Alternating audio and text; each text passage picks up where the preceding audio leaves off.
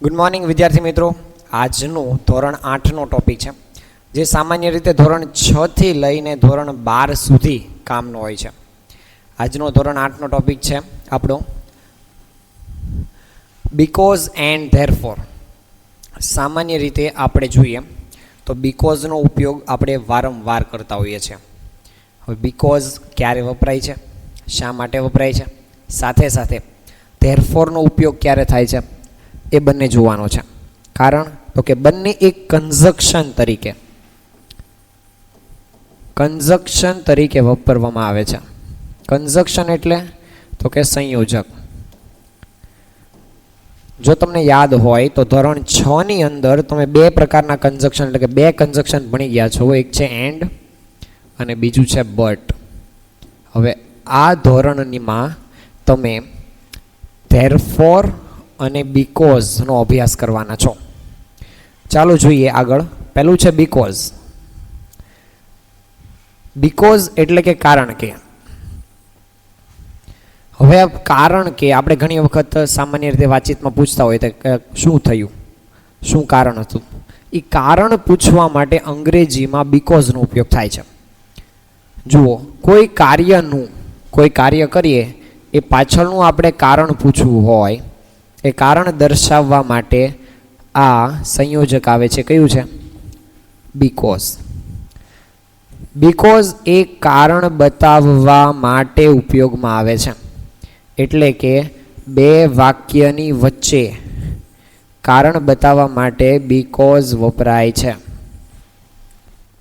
હા, વાયથી. જો બીકોઝનો ઉપયોગ ક્યારે સામાન્ય રીતે થતો હોય? જ્યારે વાયથી પ્રશ્ન પૂછાય ત્યારે બીકોઝનો ઉપયોગ થાય. વાયથી પૂછાતા પ્રશ્નના જવાબ માટે બીકોઝ વપરાય છે.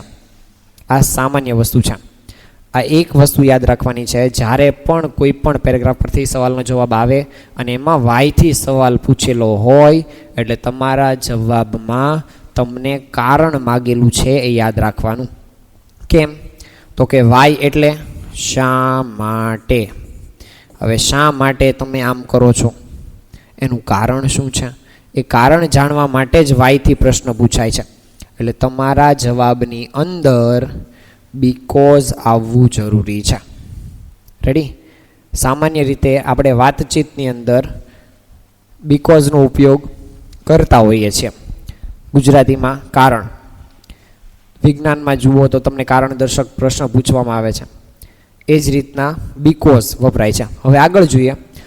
બીકોઝ પછી હંમેશા કારણ દર્શક વાક્ય આવે છે. કેવું વાક્ય? કારણ દર્શક. બીકોઝ પછીનું વાક્ય કારણ દર્શક હોય છે. એટલે સૌથી પહેલાં પરિણામ દર્શક વાક્ય હોય, વચ્ચે બીકોઝ આવે છે અને પછી શું આવે છે? કારણ દર્શક વાક્ય આવે છે.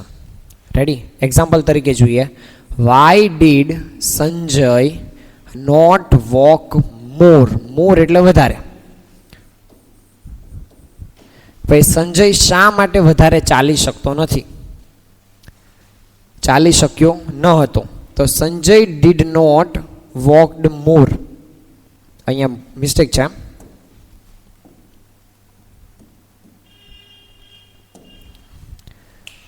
કે સંજય ડીડ નોટ વોક મોર, કે ભાઈ સંજય વધારે ચાલી શક્યો ન હતો બીકોઝ હી વોઝ ટાયર્ડ.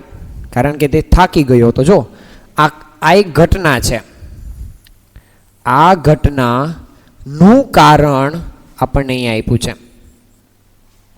કે ભાઈ તે થાકી ગયો છે એટલા માટે તે ચાલી શક્યો હતો નહીં. તે ચાલી શક્યો નથી કારણ કે તે થાકી ગયેલો છે. તમે 3-4 કલાક વાંચો છો સામાન્ય રીતે, અને 3-4 કલાક વાંચ્યા પછી તમે થાકી જાઓ છો તો શું? તો કે તમે વાંચ્યું છે, આટલી મહેનત કરો છો કારણ તમે કંઈક કરવા માંગો છો. તમે થાકી ગયા છો એટલે તમે આગળ વાંચી શકતા નથી. તમે વાંચી શકતા નથી કારણ કે તમે ઘણું બધું વાંચી લીધું, તમે થાકી ગયા છો એમ. વી રેગ્યુલરલી વોચ ન્યૂ ફિલ્મ. વી એટલે કે આપણે, રેગ્યુલરલી એટલે નિયમિત રીતે, વોચ ન્યૂ ફિલ્મ નવી ફિલ્મો જોઈએ છે. કારણ શું ભાઈ નવી ફિલ્મો જોવાનું? તો કે because we are found of them. FOUND નથી, FOUND. ફાઉન્ડ એટલે શોધવું, પણ ફોન્ડ એટલે ગમવું. કે ભાઈ આપણને ગમે છે ને કારણે આપણે નવી નવી ફિલ્મો જોઈએ છીએ. આ કારણ છે. જુઓ ભાઈ, આ કાર્ય થાય છે એનું કારણ શું છે? કે ભાઈ આપણને એ ક્રિયા ગમે છે.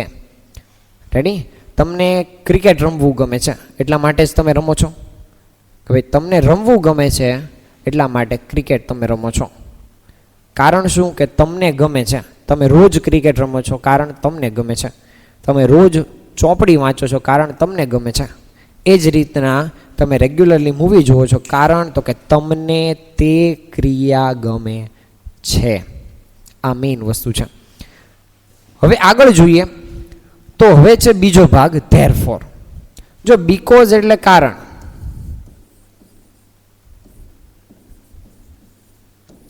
બીકોઝ એટલે કારણ, તો એનું ઊંધું છે ધેરફોર.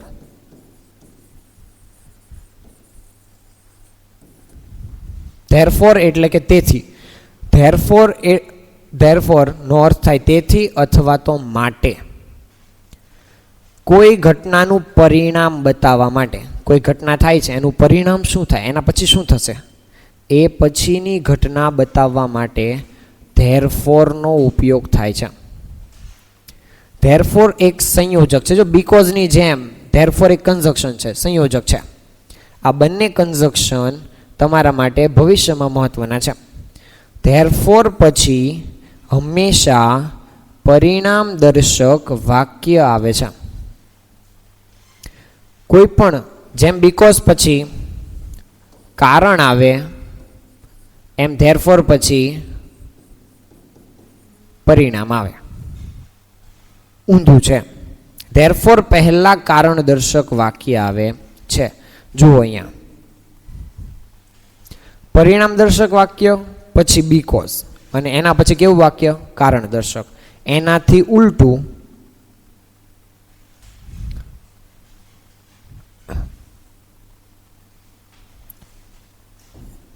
ધેરફોરની પહેલા કારણ દર્શક વાક્ય અને એના પછી કેવું વાક્ય આવશે? પરિણામ દર્શક. કેમ? તો કે ધેરફોર શું બતાવે? પરિણામ બતાવે છે. જુઓ, કારણ દર્શક વાક્ય, ધેરફોર અને પછી પરિણામ દર્શક વાક્ય. ધેરફોર પરિણામ બતાવે એટલે કે રિઝલ્ટ બતાવે, અને બીકોઝ શું બતાવે? કારણ.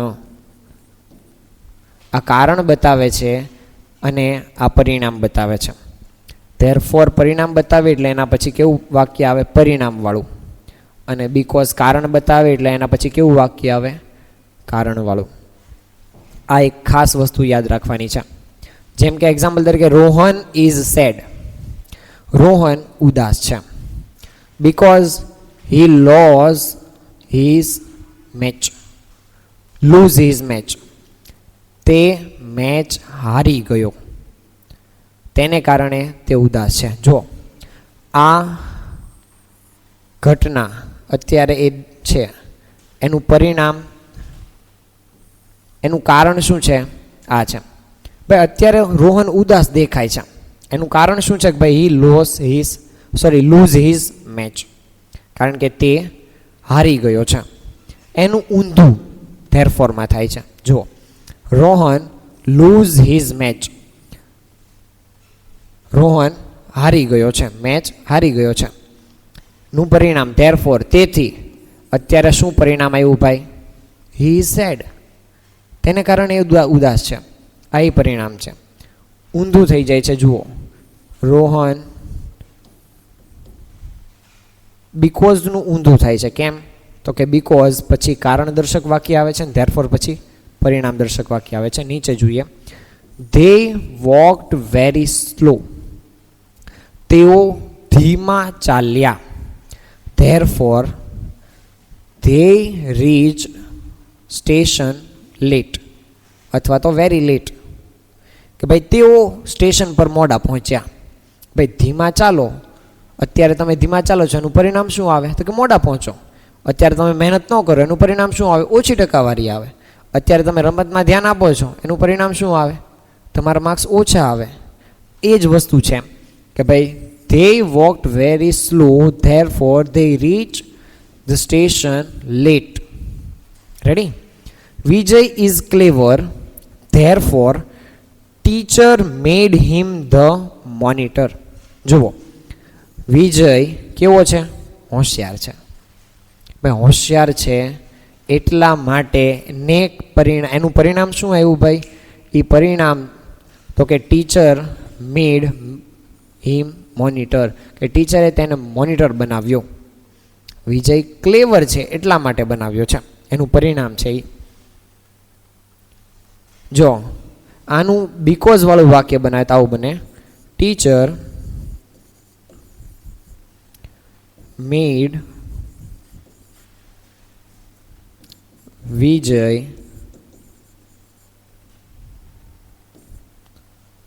the monitor.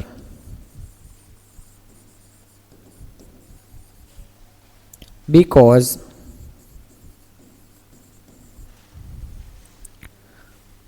he is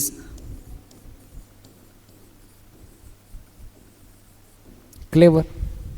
ઉલટું કરી નાખવાનું. ધેરફોર માંથી બીકોઝ નું વાક્ય બનાવવું છે તો ઊંધું. કેમ? તો કે ધેરફોર પછી શું આવે? તો કે પરિણામ. અને બીકોઝ પછી શું આવે? તો કે કારણ. એટલા માટે જુઓ, ટીચરે વિજયને મોનિટર બનાવ્યો કારણ કે તે કેવો છે? હોશિયાર. વિજય હોશિયાર છે અને પરિણામે ના, તેથી ટીચરે તેને મોનિટર બનાવ્યો. આ છે, બહુ સહેલું છે. પરિણામ દર્શક વાક્ય હોય તો તેની આગળ શું આવે? ધેરફોર. અને કારણ દર્શક વાક્ય હોય તો તેની આગળ શું આવે? બીકોઝ. તમારે વાક્યને સમજવું પડશે. આંધળુકિયા રીતે આંખ બંધ કરીને બીકોઝ કે ધેરફોર મૂકશો એમ ચાલશે નહીં.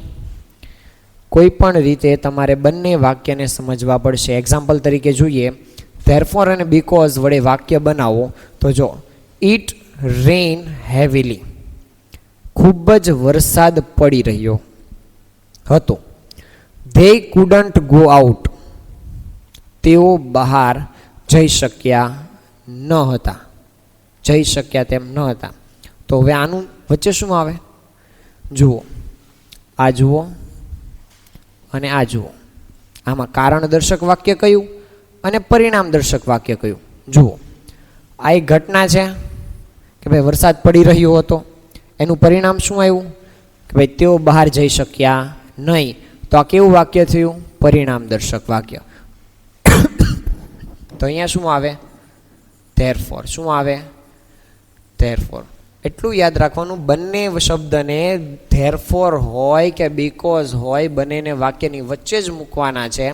ફરક એટલો છે કે બીજું જે વાક્ય છે એ પરિણામ દર્શક હોય તો ધેરફોર અને કારણ દર્શક હોય તો બીકોઝ. રૂચા ફેલ, રૂચા નાપાસ થઈ. She did not work hard, તેણી સખત મહેનત કરતી હતી નહીં. હવે થયું ને ભાઈ, રૂચા ફેલ થઈ, પરિણામ આવ્યું કે ભાઈ નાપાસ થઈ. એનું કારણ શું? તો કે she did not work hard, તેણે મહેનત જ નથી કરી તો ફેલ જ થાય. એટલા માટે અહીંયા શું આવશે? બીકોઝ. એ જ રીતના છે સ્ટડી વેલ, સારી રીતે ભણો. You will be able to get good marks, તો તમને સારા માર્ક્સ મળશે. તમે સારું ભણશો તો તમને સારા માર્ક્સ મળશે. સ્ટડી વેલ, ધેરફોર, તેથી તમને સારા માર્ક્સ મળશે. તમારી પાસે એબલ એટલે તાકાત, આવડત હોવી, શક્ય હોવું, ગેટ ગુડ માર્ક્સ મેળવી શકશો. રાહુલ લર્નેટ, લર્નેટ લર્નનું ભૂતકાળનું રૂપ છે. લર્નનું ભૂતકાળનું રૂપ છે. લર્ન ઇટ વેલ. રાહુલ સારી રીતે ભણ્યો છે, અભ્યાસ કર્યો છે. હી સ્કોર્ડ હાઈ. નું પરિણામ શું આવ્યું ભાઈ? ભાઈ સારી રીતે અભ્યાસ કર્યો હોય તો પરિણામ શું આવ્યું? સારું. તો શું અહીં આવે? ધેરફોર. તેથી તેને સારા માર્ક્સ મળ્યા છે, તેને સારો સ્કોર મેળવ્યો છે. I want be able to go home. હું ઘરે જઈ શકીશ નહીં. I have a lot of work. મારે ઘણું બધું કામ છે. ભાઈ મારે ઘરે જવું છે.